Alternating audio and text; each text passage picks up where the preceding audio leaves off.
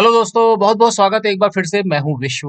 तो आज के इस वीडियो में हम लोग जानेंगे कि माइक्रोसॉफ्ट वर्ड में कॉलम्स के बीच की स्पेसिंग कम या ज्यादा कैसे करते हैं। इस स्पेसिंग की बात हो रही है। यहाँ पर आप देख सकते हैं कि इस डॉक्यूमेंट को हमने दो अलग अलग कॉलम्स में डिवाइड किया हुआ है। तो इस स्पेसिंग को अगर हमें कम या ज्यादा करना हो तो हम कैसे करेंगे। तो इसके लिए हमको जाना है ऊपर के रिबन में लेआउट टैब पर। ये रहा लेआउट टैब, इस पर क्लिक करिए। नीचे आपको बहुत सारे ऑप्शन मिलेंगे। लेफ्ट साइड में चलिए और यहाँ पर देखिए ये है कॉलम्स का ऑप्शन। ठीक है, इसके ड्रॉप डाउन पे क्लिक करिए और यहाँ पर हमको जाना है मोर कॉलम। सबसे नीचे आपको मोर कॉलम्स का ऑप्शन मिलता है, इस पे क्लिक कर दीजिए। तो आप देखेंगे कॉलम्स का ये विंडो यहाँ पर ओपन हो गया।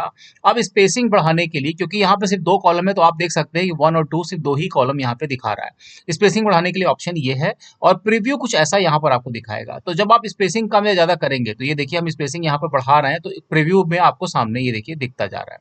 ठीक है, अब जब आपकी स्पेसिंग मतलब जैसा आप चाहते हैं वैसी हो जाए तो यहाँ नीचे से ओके पे क्लिक कर दीजिए और आप देखेंगे कि स्पेसिंग जो है वो बढ़ गई।